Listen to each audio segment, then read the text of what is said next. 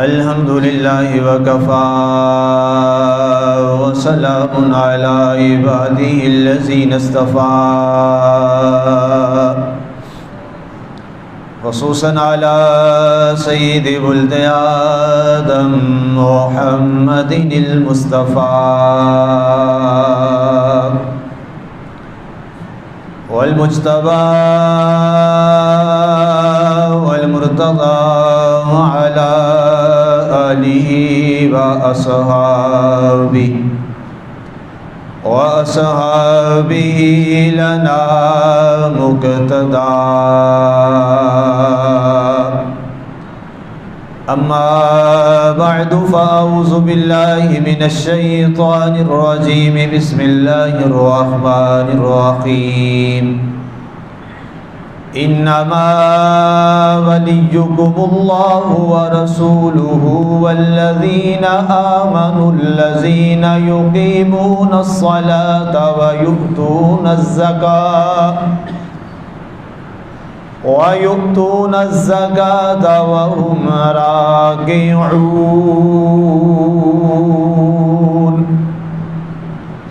صدق الله العظيم وبلغنا رسوله النبي الكريم المتين الرؤوف الرحيم. ونحن على ذلك لمن الشاهدين والشاكرين والحمد لله رب العالمين. ما إن مدحت محمدا بمقالتي ولكن مدحت مقالتي بمحمد. لا يمكن الثناء كما كان حقه بعد از خدا بزرگ توئی. قصہ مختصر. یا الہی ہر جگہ تیری عطا کا ساتھ ہو، جب پڑے مشکل شاہ مشکل کشا کا ساتھ ہو. یا الہی گرمی محشر سے جب بھڑکے بدن، دامن محبوب کی ٹھنڈی ہوا کا ساتھ ہو. یا الہی جب چلوں تاریک راہ پلسرات، آفتاب ہاشمی نور الہدا کا ساتھ ہو. بعد حمد و صلات. معزز سامعین، بحمد اللہ تعالی اس کی خاص عنایت اور رحمت سے ہمیں آج 23 رمضان المبارک 1444 ہجری کا انتہائی بابرکت دن یوم الجمعہ اللہ نے ہمیں زندگی میں ایک بار پھر نصیب فرمایا ہے. اور شاید ہو سکتا ہے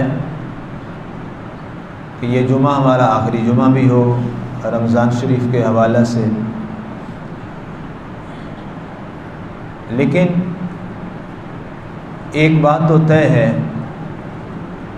کہ آخری عشرہ رمضان المبارک کا جس کو زندگی میں نصیب ہو جائے اور اس کے باوجود اس کے من کی دنیا نہ بدلے تو یہ بڑی تکلیف دہ بات ہے. عشرہ آخر من شہر رمضان جس کے آج تیسرے دن میں ہم بیٹھے ہیں، یقیناً یہ ہمارے لیے بہت سعادت بھی ہے، خوش قسمتی بھی ہے، اللہ کی عنایت بھی ہے کہ اللہ نے ہمیں جیتے جی ایک بار پھر رمضان المبارک کی یہ گھڑیاں نصیب کی ہیں. مسلمانوں، ہر ایک کے اپنے جذبات ہوتے ہیں، ہر ایک کی اپنی عبادت کا ذوق ہوتا ہے، ہر ایک کا اپنا محبت کا تعلق ہے اللہ کے ساتھ. میرے پاس تو کوئی پیمانہ نہیں ہے اور نہ کسی کو حق ہے کہ کسی کی محبت کو وہ پیمانوں میں تولتا پھرے. یہ اللہ اور بندے کا معاملہ ہے.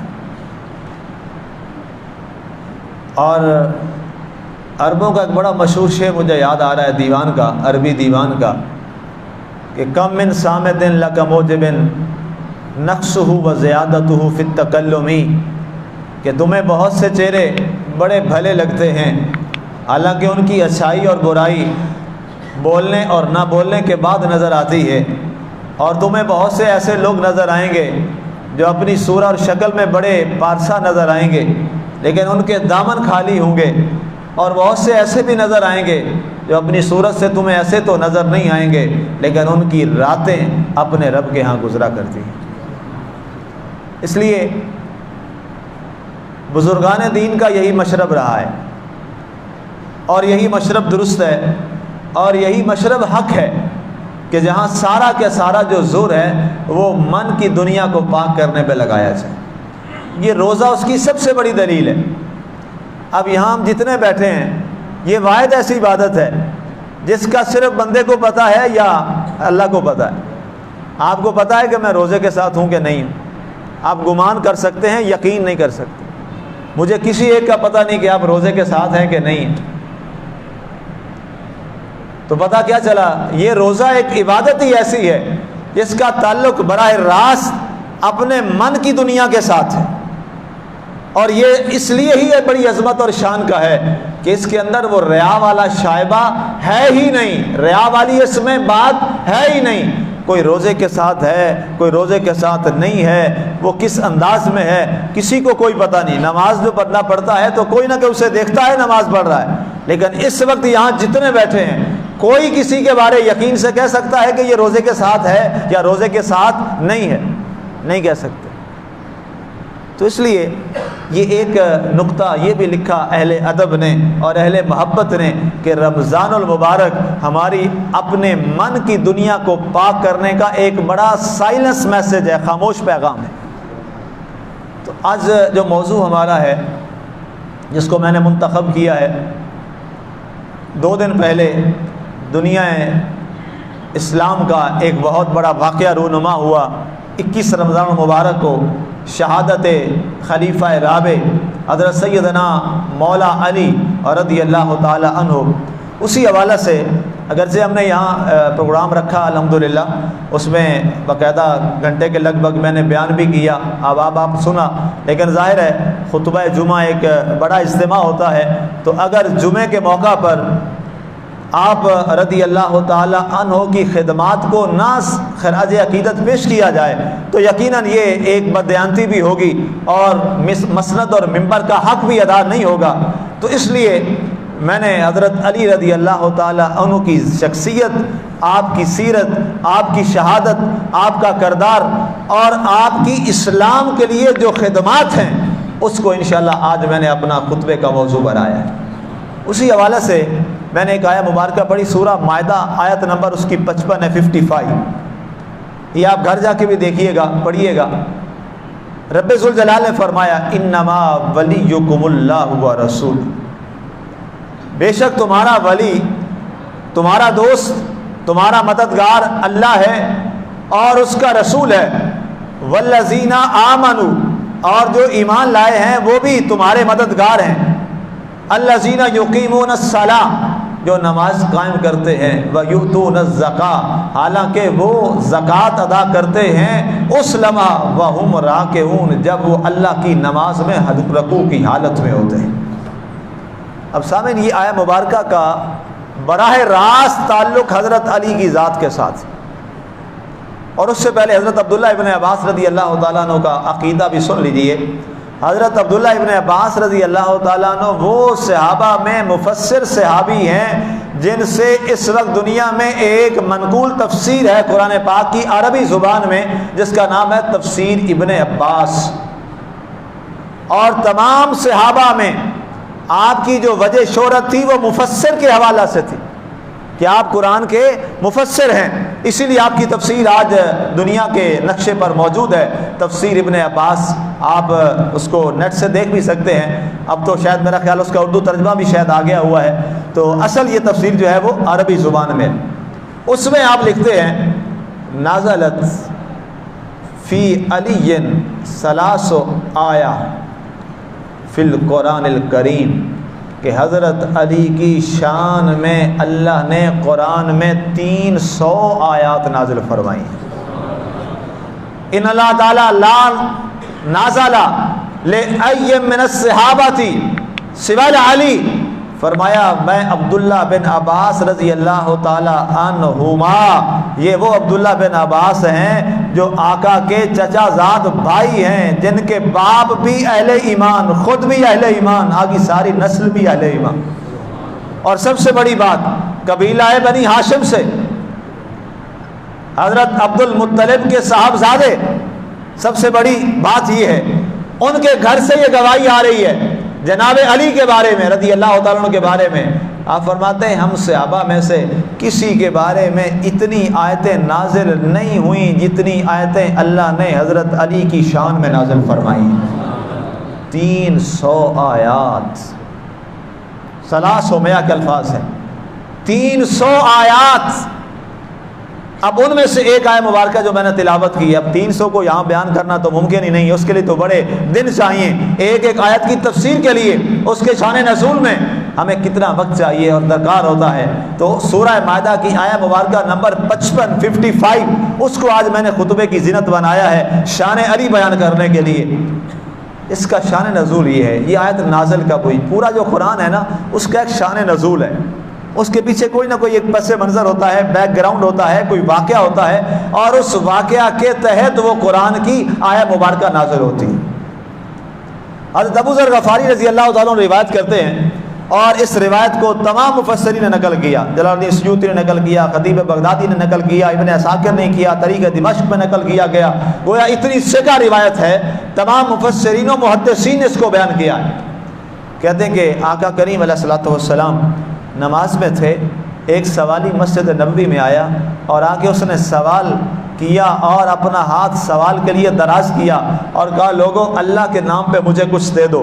اب لوگ سارے نماز میں کھڑے اور وہ مانگنے والا آ کے صدا لگاتا ہے، تو ظاہر ہے نماز میں کون دیتا، اور نماز میں ممکن ہی نہیں ہے کہ نماز کے اندر بندہ کسی کو خیرات کرے، کیسے کرے؟ نماز میں اللہ کی نماز پڑھ رہا ہے۔ جب کوئی آگے سے رسپانس نہ آیا تو مانگنے والے کو پتا تھا کہ میں کسی عام دربار پہ تو آیا نہیں ہوں، دربار محمدی میں آیا۔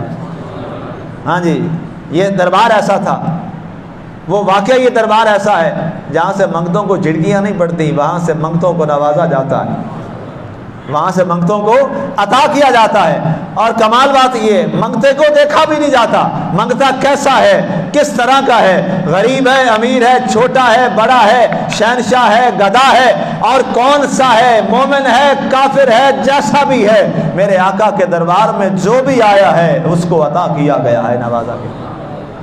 اب جب اسے دوبارہ نہ موقع کچھ آیا، رسپانس نہیں آیا، اسے چونکہ اس نے سن رکھا تھا اور اسے پتا تھا دربار محمدی کے انداز کیا ہے، اس نے اللہ کے دربار میں ہاتھ اٹھا کے کہا مولا میں نے تو صدا لگائی تھی تیرے گھر میں اور تیرے نبی کے یہاں کا شانہ نبوت میں، لیکن افسوس یہ ہے کہ مجھے یہاں تو کسی نے کچھ خیرات دی نہیں۔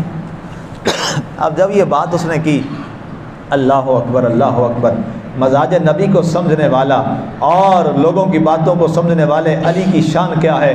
حضرت علی رضی اللہ تعالیٰ عنہ فرماتے ہیں کہ اس کی جب یہ بات چل رہی تھی تو اس وقت ہم رکوع میں جا چکے تھے۔ جب اس نے ہاتھ اٹھا کے کہا نا اے میرے اللہ میں تیرے دربار میں آیا، تیرے گھر میں مسجد میں آیا، اور مسجد بھی مسجد نبوی ہے، وہاں میں نے آ کے صدا لگائی ہے اور مجھے کسی نے کچھ نہیں دیا۔ حضرت علی کے دائیں طرف وہ کھڑا تھا، حضرت علی نے اپنے ہاتھ میں انگوٹھی ایک پہن رکھی تھی انگلی میں، آپ نے اشارہ کیا، وہ سمجھ گیا منگتا، وہ آیا اور اس نے آپ کے ہاتھ سے دوران رکوع انگوٹھی اتار لی اور انگوٹھی لے کے چلا گیا وہاں پہ اور کہنے لگا واہ واہ کیا بات ہے، چلے شکر ہے میں جس دربار میں آیا ہوں اس دربار سے مجھے خیرات مل گئی ہے۔ حضرت علی رکوع میں، اب اس بات پہ بھی توجہ ہے، کہاں کھڑے ہیں؟ نماز میں۔ اس سے اگر میں یہ جملہ کہوں کہ دنیا میں ایک ہی گھرانہ ہے اور وہ گھرانہ میرے علی کا ہے، نماز میں ہو پھر بھی لوگوں کو نواز رہا ہے۔ یہ اگر کسی کے ہاں کبھی یہ واقعہ ملے تو مجھے بتائیے گا۔ میرا طالب علمی جو زمانہ ہے اور ابھی بھی زمانہ وہی ہے، مرتے دم تک طالب علمی زمانہ ہی ہے، مجھے کوئی روایت کسی کے بارے نہیں ملی۔ ظاہر ہے انسان عالم کل تو ہے نہیں، وہ تو ایک ہی ذات ہے، اگر کسی کو ایسا کوئی واقعہ مل جائے تو مجھے ضرور بتائیے گا، میرے مطالعہ میں ابھی تک نہیں آ سکا یہ والا سخاوت کا معاملہ نہیں آ سکا میرے علم میں۔ نماز مکمل ہو گئی، وہ خیرات لے کر، ظاہر ہے سوال ہی تھا، اس کا کام پورا ہوا، وہ چلا گیا، اسے کیا نماز ہے نہیں ہے، وہ جس کام کے لیے آیا تھا وہ اس نے پورا کیا اور چلا گیا، دربار نبوی سے، دربار محمدی سے، اللہ کے گھر مسجد سے چلا گیا، نماز مکمل ہوئی، لوگ گھروں کو چلے گئے۔ جب گھروں کو پہنچتے ہیں، ابھی گھروں کو پہنچے تھے کہ جبریل حاضر خدمت دربار محمدی ہو گیا۔ آقا نے دیکھا جبریل، آقا آپ کی خدمت میں، کا حکم، کا حضور، وہی لے کے آیا۔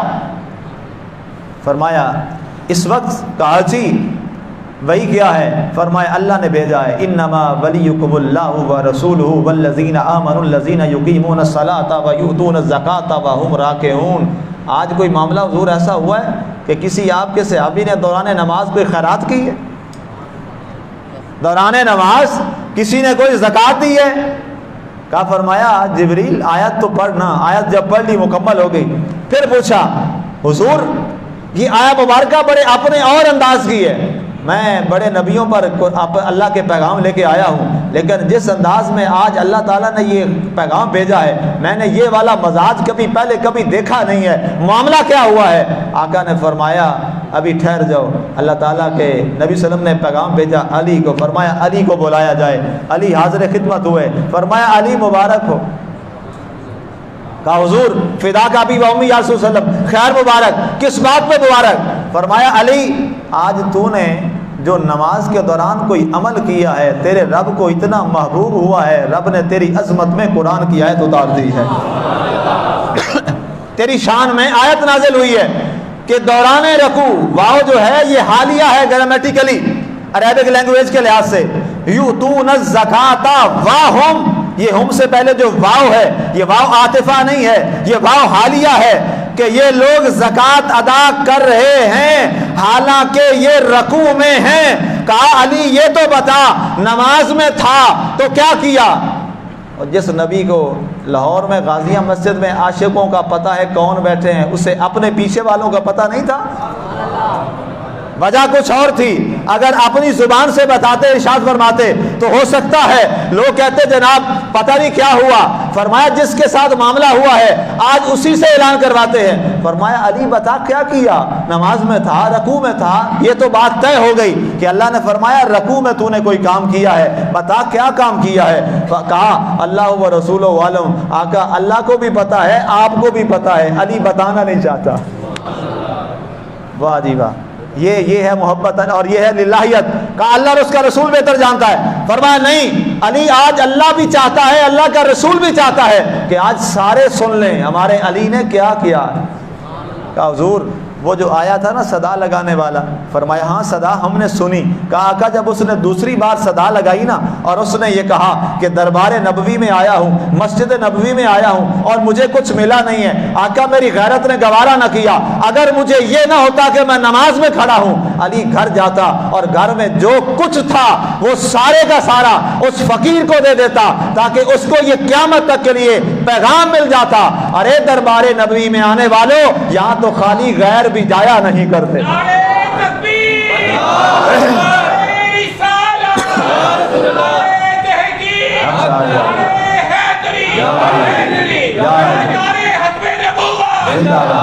علی مرتبہ سامعین، کہا حضور رکوع میں تھا، اب کوئی چارہ نہ تھا، علی کو بس یہی خیال آیا کہ اشارہ کر دیا اپنی انگلی کا، اور فقیر بھی سمجھدار تھا، سمجھ گیا، ظاہر ہے فقیر بھی کوئی عام نہیں تھا جس نے آ کے دربار رسالت میں صدا لگائی تھی۔ آیا اور اس نے میری انگوٹھی اتار لی اور میری نماز بھی قائم رہی اور آقا اس کا کام بھی ہو گیا۔ میرے آقا نے فرمایا واہ علی واقعی حق تیرے ساتھ ہوتا ہے، تو حق کے ساتھ ہوتا ہے۔ اب یہ حق ہے، یہ حق ہے۔ حق کا معنی ایک تو یہ ہوتا ہے نا صداقت اور سچائی، ایک اللہ کے ناموں میں بھی حق ہے نا، اللہ کے ناموں میں سے ایک صفاتی ناموں میں ایک اللہ کا نام حق بھی ہے۔ حق اب یہاں لکھا ہے اس شاعر نے کہ یہ جو حدیث ہے نا الحق ما علی و علی ما الحق، ایک تو اس کا معنی یہ ہے کہ جدھر علی ہوگا سچ ادھر ہوگا، جدھر سچ ہوگا علی ادھر ہوگا۔ فرمایا ایک تو اس کا یہ معنی ہے اور ایک اس کا یہ معنی ہے اللہ جدھر ہوگا علی بھی ادھر ہوگا، علی جدھر ہوگا اللہ بھی ادھر ہی ہوگا۔ یہ معنی بھی اس کا ہے۔ اب سامعین آگے بڑھتے ہیں۔ حضرت علی مرتضیٰ شیر خدا رضی اللہ تعالیٰ عنہ، آپ کی ذات پاک، آپ کی عظمت، آپ کی شان، کیا کیا میں قرآن کی باتیں کروں۔ اگر رمضان کا مہینہ ہے تو پھر بھی رمضان والی بات اگر علی کی نہ بتائی جائے اور اس آیت کو نہ بیان کیا جائے تو پھر بھی میں سمجھتا ہوں بددیانتی ہوگی۔ رمضان شریف کا روزہ ہے اور افطاری کے لیے سامان تیار ہوتا ہے اور افطار کے لیے بچے معصوم ہیں، جناب حسن، جناب حسین، سیدہ زہرا پاک سلام اللہ علیہا، جناب علی، اور بعین وقت افطار ہوتا ہے تو ایک سوالی آ کے صدا دیتا ہے، دروازہ بجاتا ہے، کہتا ہے کہ میں فقیر ہوں اور میں یتیم ہوں اور کھانا مجھے چاہیے، میں ایک دن سے بھوکا ہوں۔ جناب علی مرتضیٰ فرماتے ہیں جاؤ بیٹا دیکھو حسن کون آیا ہے، کہا جی فلاں ہے اور یہ کہتا ہے، فرمایا فاطمہ جتنی افطاری بنائی ہے ساری اس فقیر کو دے ڈالو، مسکین کو دے دو، مسکین کو افطاری دے دی۔ اگلا دن ہوا، اب بچوں کو طلب تھی، کل بھی افطاری نہیں کی، چلیں آج افطاری پیٹ بھر کے کریں گے، بڑا اہتمام کیا گیا۔ پھر کیا ہوا، عین وقت افطار ہوتا ہے، پھر دروازے پہ دستک ہوتی ہے، بیٹا حسن دیکھو کون آیا ہے، گئے، کہا جی ایک یتیم ہے، کہتا ہے 2 دن سے بھوکا ہوں، کچھ نہیں کھایا، مجھے پتا چلا باب علی پہ جاتا ہوں مل جائے گا۔ فرمایا بیٹا جاؤ اٹھا کے دے دو جو ہے۔ دوسرا دن بھی ایسے گیا، جب تیسرا دن آیا، اب بچے اب ظاہر ہے نڈھال بھی ہیں اور گھر میں کوئی وہ بھی معاملہ نہیں تھا کہ بڑا بڑا مال تھا، یہ تو نانے شعیر پہ ہے مدار قوت حیدری، ان کے پاس تو صرف جو کے چند ایک بس آٹا تھوڑا سا ہوتا تھا اور وہ بھی دے دیا اللہ کی راہ میں۔ اب آئے کہ اب کچھ کرتے ہیں، کچھ کھجوروں کا اہتمام کیا، کوئی تھوڑا سا نانے شعیر کا اہتمام کیا کہ آج چلے بچوں کو کھلائیں گے، اپنی زوجہ کو کھلائیں گے، علی تو کا معاملہ تو چلے الگ ہے، اپنے بچوں کو تو کھلائیں گے نا۔ بچوں کے بارے میں انسان بڑا کمزور ہوتا ہے، اولاد کے معاملے میں انسان بڑا کمزور ہوتا ہے۔ 2 دن سے جس کی اولاد بھوکی ہو وہ اپنے کھانے کوئی نہیں اٹھا کے کسی کو دیتا، وہ صرف اٹھا کے دینے والا عشق محبت اور دین میں علی ہی کہلاتا ہے۔ اب جب تیسرا دن آیا پھر یہی معاملہ، دروازہ بجا، کہا حسن بیٹا دیکھو کون ہے، گئے حضور ایک قیدی ہے ابا جان، کہتا ہے 2 دن پچھلے 3 دن سے کیسے جھوٹا ہوں، بھوکا ہوں، کس دروازے پہ جاتا ہوں کوئی دیتا ہی کوئی نہیں ہے اور میرا نہ کوئی آگے ہے نہ پیچھے ہے، باب علی پہ آیا ہوں۔ آپ نے فرمایا بیٹا حسن چل اللہ کے نام پہ دے رہا ہے، جا سارا آج بھی دے دے۔ تیسرے دن بھی دے دیا۔ جب یہ ہوا ادھر دربار رسالت میں وہی آ گئی، جبریل حاضر خدمت ہو گئے، وَيُطْعِمُونَ الطَّعَامَ عَلَىٰ حُبِّهِ مِسْكِينًا وَيَتِيمًا وَأَسِيرًا، اے محبوبہ تیرے بندوں میں، تیرے غلاموں میں اور ہمارے بندوں میں کچھ ایسے لوگ بھی ہیں جو ہماری محبت میں کھانا کھلاتے ہیں مسکینوں کو، یتیموں کو، قیدیوں کو۔ کس کے بارے؟ فرمایا علی کے بارے۔ حضرت علی کو پھر بلوایا گیا، فرمایا علی کیا عمل کیا ہے، سارا واقعہ سنا دیا۔ آقا نے فرمایا اے علی مبارک ہو، تیری شان میں قصیدے خود رب نے قرآن میں اتار دیے۔ اب یہ عصمت میں نہیں بیان کر رہا، ابھی تک میں نے ایک جملہ خود نہیں بیان کیا، میں اللہ کی آیات بیان کر رہا ہوں۔ اور آج معافی چاہتا ہوں، میں معافی چاہتا ہوں، معاف کیجئے گا، ستم ظریفی ہے زمانے کی اور ہم اس زمانے میں جی رہے ہیں، ہم اس زمانے میں سانسیں لے رہے ہیں جہاں تعصب کی اینک لوگوں نے یوں چڑھا رکھی ہے اور فرقہ واریت کو اپنا یوں پہچان اور اپنا سلسلہ بنا رکھا ہے۔ جب کبھی علی کا نام لے لیں، علی کی شان بیان کر لیں، لوگوں کو شائبہ ہونا شروع ہو جاتا ہے، پتہ نہیں یہ کیوں لے رہا ہے، یہ تو شیعہ بیان کرتے ہیں، اور مجھے کوئی تو ایک بتاؤ علی شیعوں کا ہے؟ علی تو ہر بندہ مومن کا علی ہے۔ اور صحابہ کا عقیدہ سنا دوں، صحابہ کیا کہتے تھے؟ یہ خدا را تعصب کی نظروں سے نکل جائیے، قرآن کس کا ہے؟ قرآن کس کا ہے؟ اللہ کا ہے نا جی۔ قرآن کس کا فرمان ہے؟ اللہ کا فرمان ہے، کوئی شک ہے اس میں؟ اللہ کی آیتیں ہیں۔ اب بتاؤ اللہ نے 300 شان آیتیں نازل کی ہیں علی کے بارے میں، تو ایسا فتویٰ داغنے والے علماء سے میرا سوال ہے اللہ کے بارے کیا فتویٰ ہے آپ کا؟ ہاں جی سوال کرنا چاہیے نا جی۔ اللہ نے شان بیان کی ہے تو اللہ کے بارے فتویٰ کیا دو گے؟ اللہ ذرا تھوڑا شان بیان کرنی سی نا، ہیں یہ کہو گے؟ اس لیے یہ محاذ تعصب ہے، یہ محاذ فرقہ واریت ہے۔ قرآن اس کا دائی نہیں رہا، قرآن تو اعلان کرتا ہے وَاعْتَصِمُوا بِحَبْلِ اللَّهِ जमीआओ वला तफर्रकू, सारे मिलकर अल्लाह की रस्सी कुरान को थाम लो और फिरका वारियत में मत पड़ो। ये कुरान की आयत है, कुरान में अल्लाह ने फरमाया है। अब आइए वापस आइए, सहाबा क्या कहते हैं? सहाबा फरमाते हैं नहनु नारिफुल मुनाफिकीना वल मोमिनीना बिहुब्बि अली व बिबुग़्ज़िहिम। जब हमें कभी पहचानना होता ना कि ये जो मुसलमान ये शख्स जो है या ये अजनबी आदमी आया है ये मोमिन है या मुनाफिक है, हमारे पास जो पैमाना था इसको परखने के लिए वो अली था। वो पैमाना क्या था?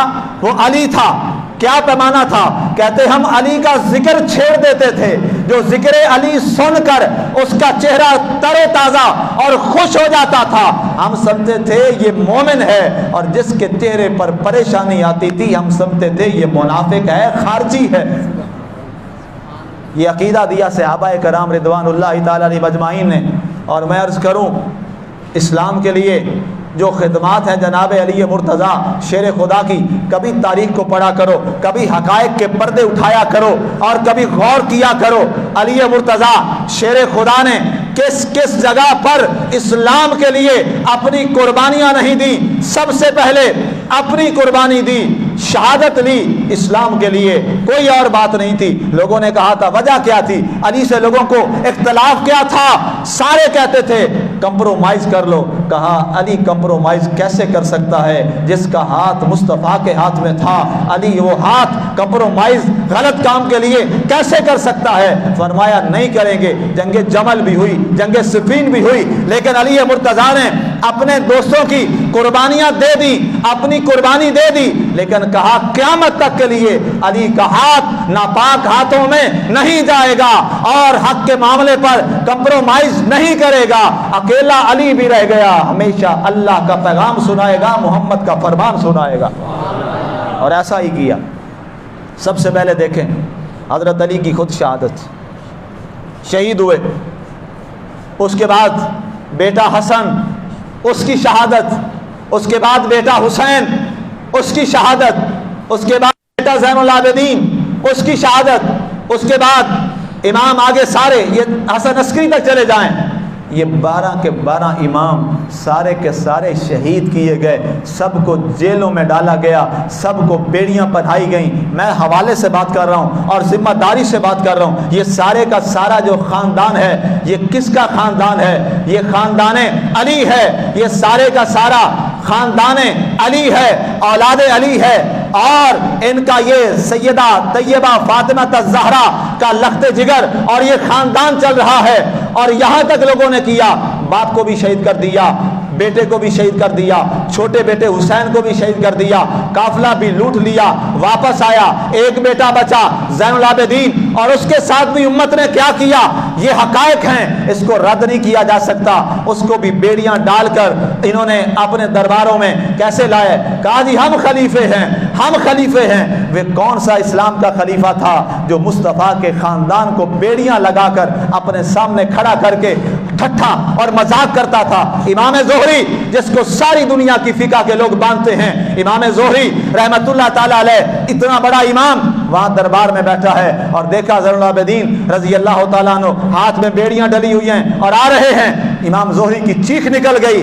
और चूंकि दरबार के वहां सरकारी खतीब थे और सरकारी काजी भी थे, जज भी थे, अब खोल के नहीं बोल पाए, लेकिन चीख निकल गई।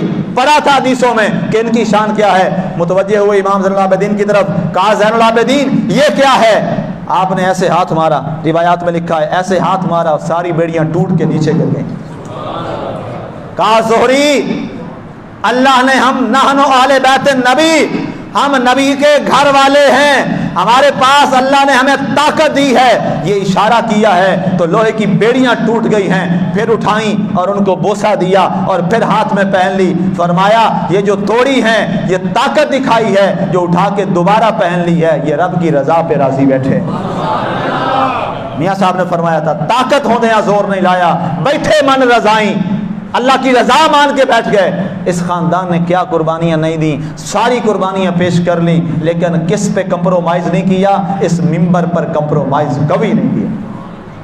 हक और सदाकत की अलामत। और मैंने बहुत सारी हदीसें पढ़ी जनाब अली मुर्तज़ा शेर खुदा रज़ी अल्लाह तआला अन्हु की शान में, लेकिन बड़ा एक अजीब सवाल ये है कि जहाँ जहाँ भी مولا علی رضی اللہ تعالی عنہ کا ذکر آیا اور ان کی شان کو بیان کیا گیا تو آقا کریم علیہ الصلوۃ والسلام نے عام سارے لوگ بیٹھے ہیں تو وہاں نہیں فرمایا کہ علی کی یہ شان ہے، میرے آقا نے اہتمام کیا پورا۔ اب اس اہتمام کو دیکھنا بڑا ضروری ہے، مزاج رسول کو سمجھنا بڑا ضروری ہے۔ آپ نے پہلے آواز لگائی، فرمایا تعال الیہ علی، علی میری طرف آؤ، علی کو اپنے پاس بلایا۔ پورا مجمع بیٹھا ہو، مجمع میں جو شخص بیٹھا ہے اگر میں اس کا نام لوں اس کی وہ رسپیکٹ اتنی عزت نہیں، عزت ہوگی لیکن وہ عزت نہیں ہے۔ پورے مجمع میں اگر میں کسی کا نام لیتا ہوں اچھے لفظوں میں اس کے لیے بڑی سعادت ہوگی، وہ بڑا خوش ہوگا کہ پورے مجمع میں میرا نام لیا گیا ہے۔ اگر میں کسی کو بلا کر یہاں ممبر پہ اسٹیج پہ اپنے ساتھ کھڑے ہو کے اس کی عزت میں کوئی جملہ بولوں تو اس کی شان وہاں سے یہاں اور بڑھ جائے گی کہ مجھے ممبر پہ بلا کے میرے امام نے میرے بارے میں، ہمارے امام صاحب نے یہ بات کی ہے۔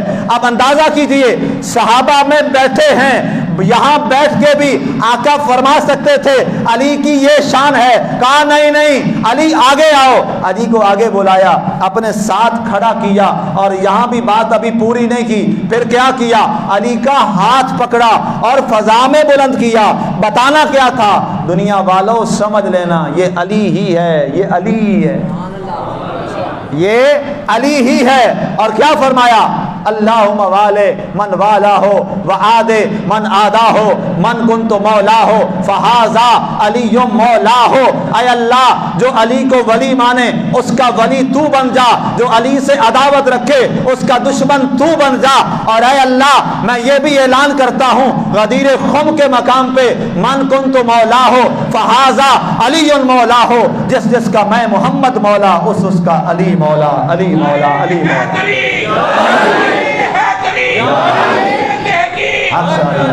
علی مرتبہ سامعین یہ شرف ہیں، یہ اعزاز ہیں، علی کو جب بھی بولو نا مولا علی کہا کرو۔ کیا کہا کرو؟ مولا علی کہا کرو۔ کسی کو تکلیف ہوتی ہے تو اس میں ہمارا کیا قصور ہے؟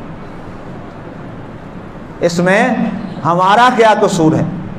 یونیورسٹی میں ایک دفعہ مجھے ایک پروفیسر صاحب نے کہا، میں یونیورسٹی لائف میں بھی شلوار قمیض پہنتا تھا، پوری یونیورسٹی ڈاکٹریٹ تک پی ایچ ڈی تک میں نے شلوار قمیض یونیورسٹی میں پہنی ہے، پہن سکتے ہیں، میں ویسے اپنی بات بتا رہا ہوں۔ تو ایک دن پروفیسر صاحب نے ایک بات کی کہ جناب آپ کو ہم نے ہمیشہ شلوار قمیض میں دیکھا ہے، آپ کبھی دوسرے کپڑوں میں نہیں آتے۔ میں نے کہا جی استاد گرامی بات یہ ہے اگر باقیوں کو ننگے کپڑے میں آنے کی اجازت ہے تو مجھے پورے کپڑے میں آنے کی اجازت ہونی چاہیے۔ آگے بڑھیے بھائی، کسی کو تکلیف ہوتی ہے تو اس میں ہمارا کیا ہے؟ ہم نے کیا کرنا ہے؟ ہم نے تو کیا کہنا ہے؟ مولا علی۔ ایک بہت بڑے احباب تھے ہمارے، وہ بہت یہ جملہ کہتے تھے، ایک دن ان کی زبان سے میں نے سنا وہ کہہ رہے تھے مولا علی۔ میں کہا جناب آپ کو کیا ہو گیا؟ ہم تو مولا علی کہتے تھے، آپ ہمیں کہتے تھے یہ شرک ہے، اب آپ نے بھی کہنا شروع کر دیا۔ میں فرقہ واریت کی ہوا نہیں دیتا، نہ نام لیتا ہوں، میرا یہ منصب نہیں ہے اور نہ میں اس کو پسند کرتا ہوں۔ تو کہنے لگے آپ سمجھ گئے ہوں گے۔ میں نے کہا جی اب کیوں آپ کہتے ہیں مولا علی؟ کہتے ہیں وہ ہمارے علامہ مولانا طارق جمیل صاحب نے کہا ہے کہ مولا علی کہنا چاہیے، یہی ٹھیک ہے۔ میں کہا چلیں دیر آیت درست آیت، دیر آیت درست آیت، چلیں دیر تو ہو گئی کوئی بات نہیں لیکن چلیں بات تو سمجھ آ گئی۔ میں نے کہا جب ہم مولا علی کہتے ہیں تو ہم کس کی سنت ادا کرتے ہیں؟ میرے مصطفیٰ کی، اس لیے کہ علی کو مولا بنانے والا کون ہے؟ محمد مصطفیٰ ہے۔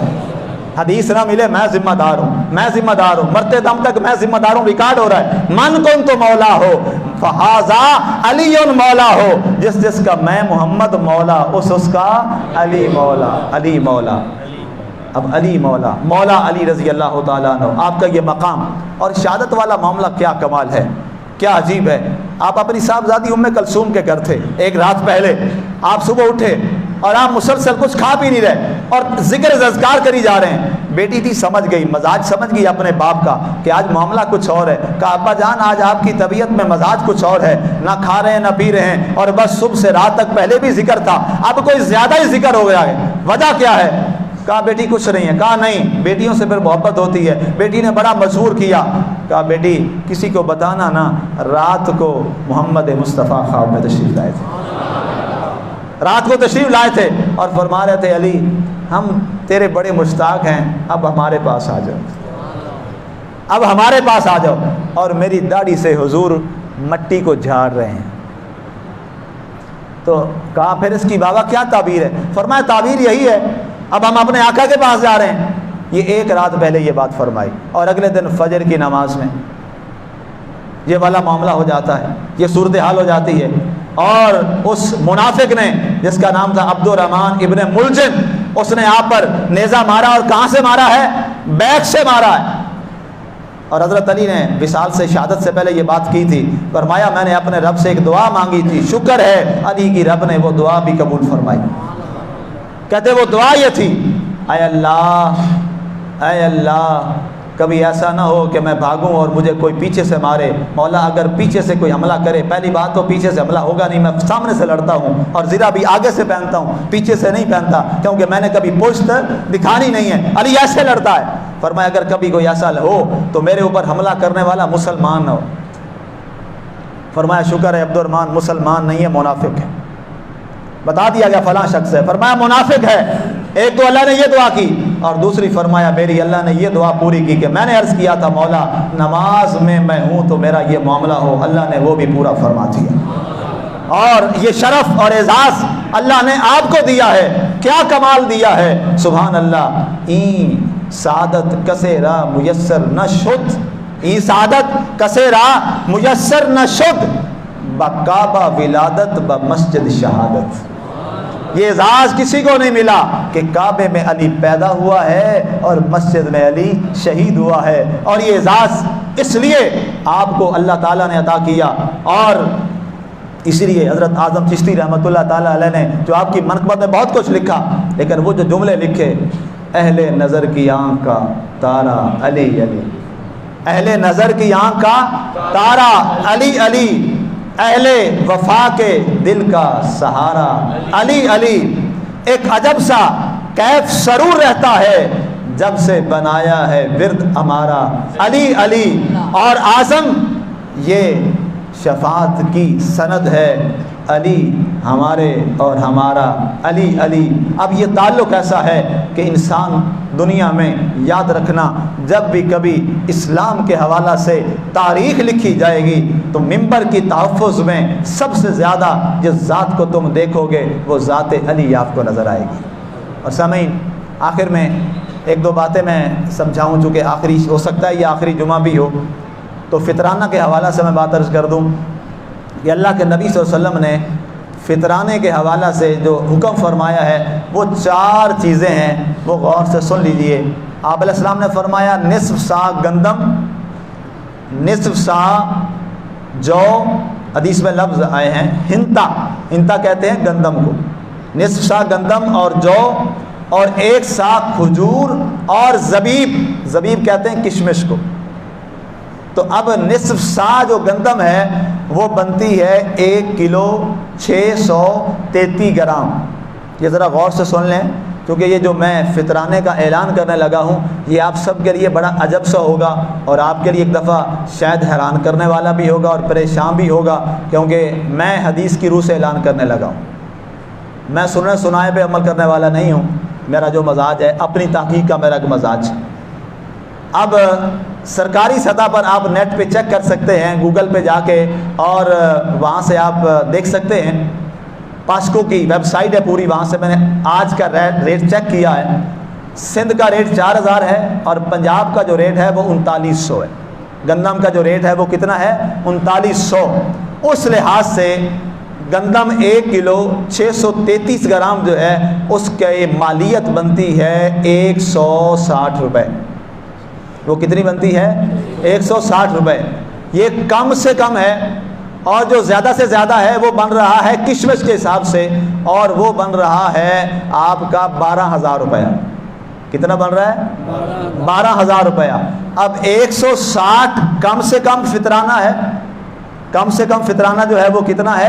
160، اور یہ جاتا ہے 12000 تک۔ اس میں آپ جو دے سکتے ہیں یہ آپ کی اپنی مرضی ہے، اس میں اسلام نے آپ کو قید نہیں کیا، لیکن کم سے کم جو مقدار ہے وہ بتانا میرے اوپر فرض اور ضروری ہے، اس لیے کہ گھر میں کئی افراد ہوتے ہیں، ہو سکتا ہے اگر 300 بتایا جائے 250 بتایا جائے جو چل رہا ہے، میں نے مجھے بہت سے لوگوں نے میسج بھیجے کہ جی 300 چل رہا ہے، 320 چل رہا ہے، اخباروں میں آیا ہے، میں نے کہا میں دین اخباروں سے نہیں پڑھتا، میں تو دین حدیث رسول سے پڑھتا ہوں یا قرآن سے پڑھتا ہوں، ٹھیک ہے، میرا معیار اخباریں تو نہیں ہے جی، ٹھیک ہے، حدیث جو ہے وہ یہ ہے۔